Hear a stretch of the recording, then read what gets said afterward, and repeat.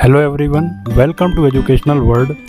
तो आज हम एक ज़िंदगी के कुछ अनुभवों को साझा करने के लिए आपको पुनः मिलवाने जा रहे हैं श्री अभय वाजपेयी सर से, जो आपको बताएंगे कि ज़िंदगी के प्रैक्टिकल एग्जाम्पल क्या होते हैं और कई बार अनेक उतार चढ़ाव भी आते हैं जिनका सामना जो है हमें बड़ी सावधानी से करना पड़ता है।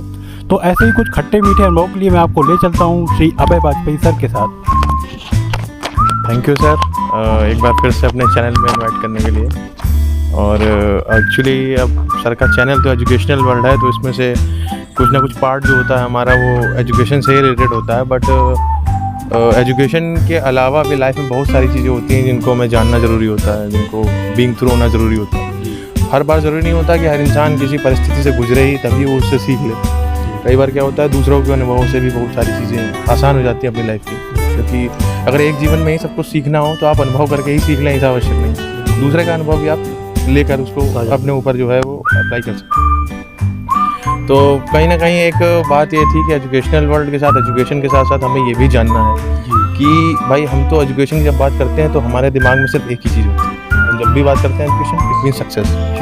हम हमेशा ये मानते हैं कि हम अगर किसी पर्पस के लिए निकले हैं तो हमें सक्सेस होना है। ठीक है, अच्छी बात है, पॉजिटिव एटीट्यूड होना चाहिए, ज़रूरी भी है, क्योंकि उसके बिना आप कभी ग्रो ही नहीं कर पाएंगे, आप कभी आगे नहीं बढ़ पाएंगे। बट अगर मैं सिर्फ बोलूँ कि अगर मैं एक डेटा पे बात करूँ, मैं एक इन्फॉर्मेशन है जो कि आप भी जानते हैं, सभी जानते हैं, जो भी बंदा एजुकेशन से जुड़ा हुआ है वो सभी जानते हैं कि एक डेटा ये है कि इन केस मान लीजिए मैं एक बात करूँ, एक जनरल बात की कि सिविल सर्विसेज के लोग तैयारी करते हैं, या किसी भी आजकल के ज़माने में तो आज तो सब तरीके की तैयारियाँ होती हैं, सभी होती हैं, रेलवेज़ की, टीईटी की या सिविल सर्विसेज की।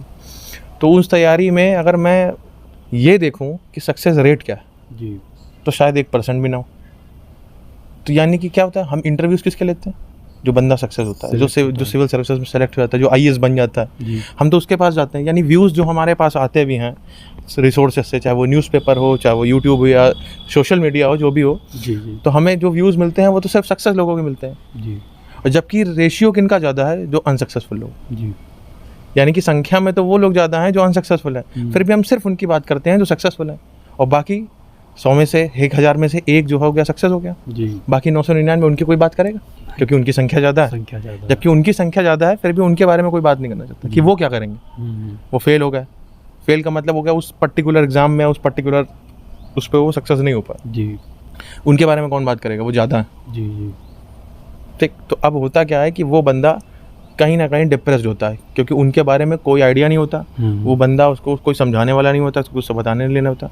वो बंदा अपने आप को फेलियर समझता है, क्योंकि सारा का सारा फोकस जो होता है वो सिर्फ उन पे होता है जो सक्सेस होते हैं। बिल्कुल। तो अब कहीं ना कहीं वो बंदा डिप्रेस नहीं होगा।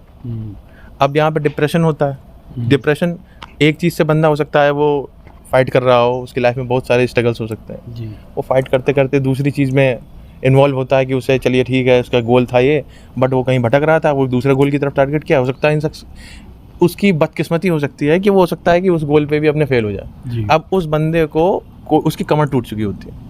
अब वो बंदा जो होता है वो सोच नहीं पा रहा होता कि अब क्या करे। वो लगातार अपनी लाइफ की 2 इंपॉर्टेंट चीज़ों में या 3 इंपॉर्टेंट चीज़ों में लगातार फेल हो रहा होता है, उसके बारे में कोई कुछ बताने वाला नहीं। अब यहाँ इंपॉर्टेंस किस बात की थी? इंपॉर्टेंट ये था कि उस व्यक्ति को उसकी ज़रूरत के हिसाब से कुछ पता चलता जिस जगह पे वो खड़ा था। तो आज कहीं ना कहीं मैं उसी विषय में कोई अपनी बात को एक्सप्रेस करना चाहता हूँ, क्योंकि मेरे ख्याल से ये बात बहुत ज़रूरी है, क्योंकि कहीं ना कहीं ये मिलती नहीं है लोगों को। तो होता क्या है कि लाइफ में बहुत सारी चीज़ें होती हैं जो काफ़ी पेनफुल होती हैं। आप कहीं भी अनसक्सेसफुल हो अपनी लाइफ में, या हो सकता है आप अपनी एजुकेशन में या किसी भी एग्जाम में, कुछ भी आपने जो गोल सेट किया हो अपने लाइफ का, हो सकता है आपने कुछ सोचा आप अनसक्सेसफुल हो जाओ, कोई बड़ी बात नहीं है, क्योंकि अनसक्सेसफुल का ही रेट ज़्यादा है। बात कोई नहीं करता, लेकिन ज़्यादा रेट तो नहीं लगता। आपको तकलीफ हो, आपको बहुत दुख हो, आप बहुत ही ज़्यादा पेन से निकल रहे हो, तो अब आप क्या होता है, अब आप उस पेन को रजिस्ट करने लगते हैं। आप सोचते हैं कि मैं उस पर रोक लूँगा, और वही गलत है। क्योंकि जब एक्चुअल पेन क्या है? एक्चुअल पेन नहीं है। एक्चुअल पेन क्या है? आप उसको रजिस्ट करते हो, वो पेन होता है, क्योंकि आप उसको रोक रहे होते हो। इससे बेटर ऑप्शन क्या है? आप उससे बीइंग थ्रू हो जाइए, आप निकलने दीजिए उसको। आपको जो फील आता है आप उसका ट्रस्ट करते रहिए, आप उससे पास होते रहिए। बस खाली क्या है कि हाँ, हो सकता है उस समय आपको कोई मोटिवेट करेगा, आपको कुछ नहीं करेगा, क्योंकि आप डिप्रेस हो चुके होते हैं, आपको नहीं समझा। उसका रास्ता यही है कि आप उससे बीइंग थ्रू हो जाइए, आप निकलते जाइए, उसको किसी तरीके से झेलते जाइए। एक समय आएगा आप उससे निकल जाओगे, और हो सकता है कि आप उससे पूरी तरीके से फ्री हो जाओ, आप अल्टीमेटली उस पर अपनी लाइफ के दूसरे गोल्स पे या दूसरी चीज़ों पे फोकस कर पाओ। अब देखिए यहाँ पर इम्पोर्टेंट क्या है कि अगर मान लीजिए पेन वाली जो मैंने बात कही, एक नेचुरल लॉ है, नेचर का लॉ है हमारा, फिजिकली हमारी बॉडी को जो काम करता है कि जब हम एक्सरसाइज करते हैं तो हमारी मसल्स टूटती हैं। तो जिस दिन मैं एक्सरसाइज करके आता हूँ उस दिन मेरी बॉडी में पेन नहीं होता, बट मैं जब रात में रेस्ट कर रहा होता हूँ उसके बाद तब मुझे बहुत पेन होता है। क्यों? क्योंकि उस समय हील हो रहा होता है। यानी कि पेन जब भी आपको हो रहा है, it means you are healing.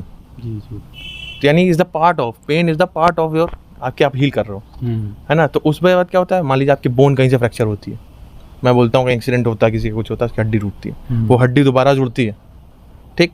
और जब वो जुड़ती है तो वहाँ पे नेट टिश्यूज उसको और ज़्यादा प्रोटेक्ट कर लेते हैं। यानी कि इन केस अब वो हड्डी टूट चुकी है, उसने आपको दर्द दिया, जुड़ने में भी दर्द हुआ, बट अगली बार वो हड्डी नहीं टूटेगी। यानी कि हर बार जो मूवमेंट आपकी लाइफ का आपको कमज़ोर बनाता है वो अगली बार के लिए आपको और मजबूत बना देता है। जी जी। तो इस बात को अपने दिमाग में रखिए और इसी थॉट के साथ, इसी अप्रोच के साथ जो है वो आगे बढ़िए। जी सर, मैं आपको थोड़ा सा एक प्रश्न और पूछूंगा। हाँ, कि अक्सर हमारे बच्चों में देखा गया है कि अगर उनको नेगेटिव रिजल्ट मिलता है, मान लीजिए परीक्षा में सफल नहीं हो पाए किसी कारणवश, भाई मजबूरियां सबके साथ होती हैं, बिल्कुल। तो बच्चे के विचार में एक ख्याल आता है कि वो अब ये जीवन को समाप्त कर ले, या कुछ ऐसे मतलब एक द्वंद्व है जो उनको वो गुजरता है बच्चा। तो ऐसे में कुछ अपनी राय प्रस्तुत करें कि बच्चे नकारात्मकता पर ना जाएं, वो सकारात्मकता का मार्ग चुनें और एक बार पुनः अपने जीवन में सफलता प्राप्त करें। देखिए, लाइफ में जो एक बात कही जाती है कि सबसे इम्पोर्टेंट चीज़ अगर कुछ होती है तो वो खुद लाइफ ही होती है। जी। यानी इससे ज़्यादा इंपॉर्टेंट लाइफ में कुछ नहीं है। जी। आप सब कुछ हार जाओ, सब कुछ आपकी लाइफ से चला जाए, अगर आपकी लाइफ है तो आप हर चीज़ दोबारा गेन कर सकते हैं। जी। और अगर मैं कहूँ कि ये तो वही वाली बात होगी कि बचपन में हम लोग लूडो खेलते तो यार हारने लगते थे तो एक हाथ से पूरा साफ कर दिया गया, गेम ही नहीं होगा। जी। तो ये तो वही वाली बात हो जाएगी अगर आप कुछ नेगेटिव या कुछ गलत स्टेप उठाते हो तो इसका मतलब है, तो ये तो कोई मैच्योर डिसीजन नहीं होता। जी जी। हाँ, गेम एक आप हार सकते हो, लेकिन अगली गेम की इंतजार तो करोगे जी, कि अगली गेम लगेगी, मैं अगली बार फिर जीतूंगा। लेकिन तो ये कोई तरीका नहीं है, क्योंकि अगर लाइफ में लाइफ बसती है, क्योंकि आप एक ही चीज़ अपने साथ ले गए थे, वो आपकी लाइफ ही थी।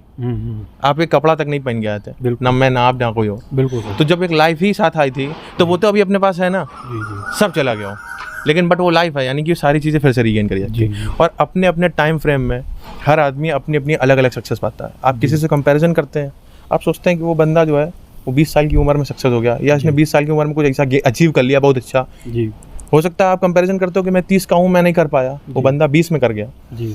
लेकिन जब आपकी सबकी अपनी एक टाइमलाइन चल रही है, जैसे मैं फेसबुक टाइमलाइन होती है ना, तो जब सबकी टाइमलाइन की लेंथ अलग है तो सबके सक्सेस की टाइमिंग भी तो अलग हो सकती है। हो सकता है कि किसी को 90 ईयर्स जीना हो, तो अगर वो बंदा 40 साल की एज में भी सक्सेस करता है तो कोई प्रॉब्लम नहीं। और हो सकता है किसी की लाइफ 30 ही साल हो तो उसको भगवान ने 10 ही साल में सक्सेस दे दी हो, 25 साल में सक्सेस दे दी हो, क्योंकि उसका लाइफ टाइम फ्रेम कम था। तो इसलिए कंपैरिजन मत करो। हो सकता है आपके लिए कुछ बहुत ज़्यादा अच्छा वेट कर रहा हो और वो आपके ही टाइम फ्रेम में, आपकी टाइमलाइन के हिसाब से मिलेगा आपको। जी जी। तो इस बात को अपने दिमाग में रखिए, और बाकी पॉजिटिव नेगेटिव तो सब होता ही लाइफ में, उसको उससे बीइंग थ्रू होना हमारी मजबूरी है, हम कुछ कर भी नहीं सकते। इससे अच्छा है कि आप उसको चलने दें। बिल्कुल बिल्कुल। तो बच्चों, आप लोगों ने देखा कि मतलब किस तरह से आपके जीवन में कितनी भी कठिनाइयाँ हैं, कितनी भी असफलताएं हैं, आपको जो है सफलता का मार्ग और सच्चाई का मार्ग नहीं छोड़ना है। आपको एकाग्र होकर और कह सकते हैं पूरी निष्ठा के साथ अपना परिश्रम करिए। आप जिस भी प्रतियोगी परीक्षाओं की तैयारी कर रहे हैं, या फिर आप बीटेक के स्टूडेंट हैं, या फिर आप डिप्लोमा के छात्र हैं, किसी के भी छात्र हैं, तो आप लोगों का निरंतरता जो है बनी रहनी चाहिए, तभी आने वाले समय में आप एक निर्णायक सफलता के हकदार होंगे। तो सर, एक बार पुनः मैं आपका धन्यवाद प्रकट करूंगा कि एक बार आपको भी धन्यवाद, बहुत अपना एक बहुमूल्य निकाल के एक सच्चाई में जिंदगी एक हमारे श्रोताओं के सामने प्रस्तुत करी। तो बहुत बहुत शुक्रिया आपका, धन्यवाद सर।